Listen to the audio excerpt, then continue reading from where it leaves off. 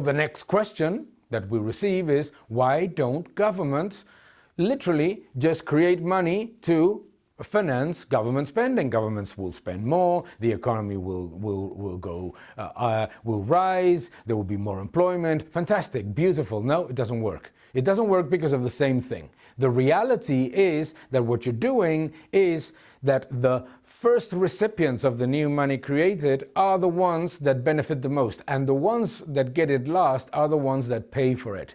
And the first recipients are always governments.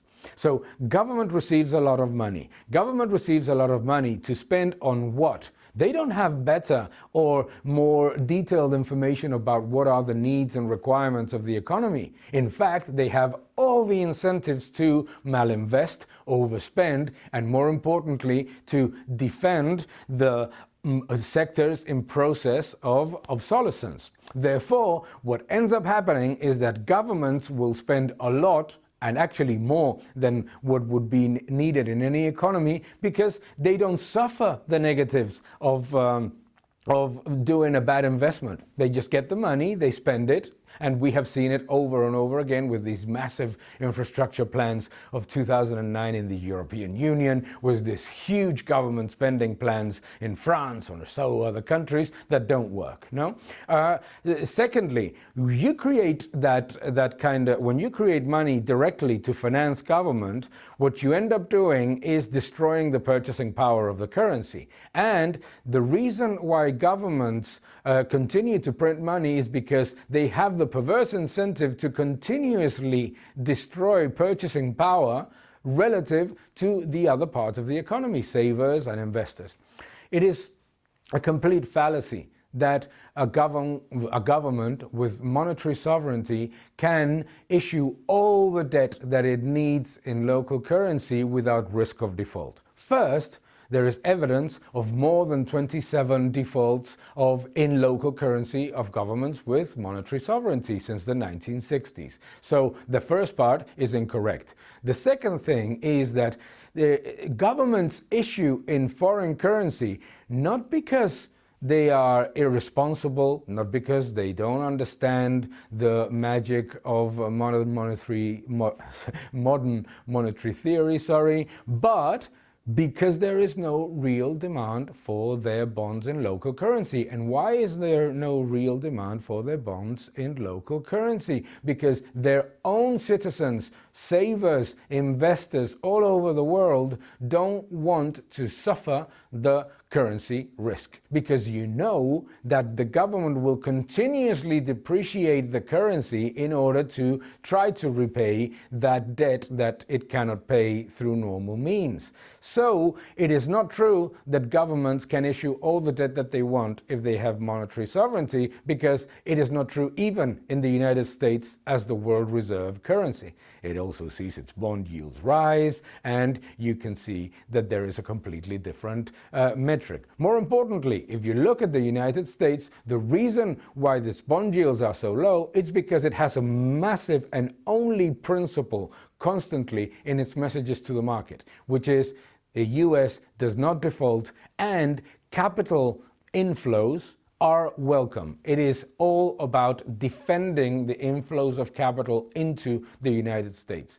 The way in which other governments create their policy, their monetary policy, is against capital inflows, because through currency devaluation and through massive government spending, they are rejecting capital from outside. They are basically becoming the opposite of what the United States is as a world reserve currency.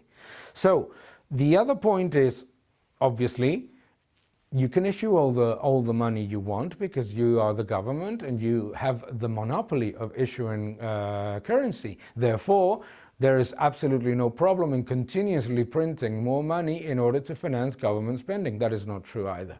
There are more than 150 cases of fiat currencies that have disappeared because of high inflation. And the reason why that happens is not because the governments would not want to continue to issue currency, is because the citizens themselves reject it. No? We have seen it in Ecuador, we have seen it in so many countries in which citizens themselves just basically, they don't want the currency. The moment that they earn a salary or that they get some currency from savings or from any place in local currency, they go somewhere else to exchange it for gold, for dollars, for anything else. No, we see it in Argentina constantly. So, no, not true that governments can issue all the debt that they want in local currency without risk of default. There's been more than 20 cases of sovereign defaults in local currency. No, it is not true that a government with monetary sovereignty can issue all the money it wants or that it needs, but because we have seen more than 150 fiat currencies disappear in the process. Furthermore, if you think about it from the perspective of the neo-chartalist view, the reality continuously conflicts with magic. Reality is the following. The idea that money supply and demand of money grow in tandem and that the government has better or more information about the needs of the economy in order to avoid an inflationary spiral is completely farcical. Is completely false. And the reason why it's completely false is because the government has the incentive of overspending, of malinvesting, of putting a lot more of that newly created money into sectors that generate overcapacity and crowd out the private sector. More importantly, it has the incentive of, once all that stops working, to try to repeat it continuously. And that's why it is not true and has never happened that money supply and demand of that money grow in tandem. More importantly, it is absolutely incorrect that you can think that the first recipient of the money is not going to have a perverse incentive to continuously get that advantage. Of course it will. Of course it will. And it will be, and it always is, at the expense of savers and salaries.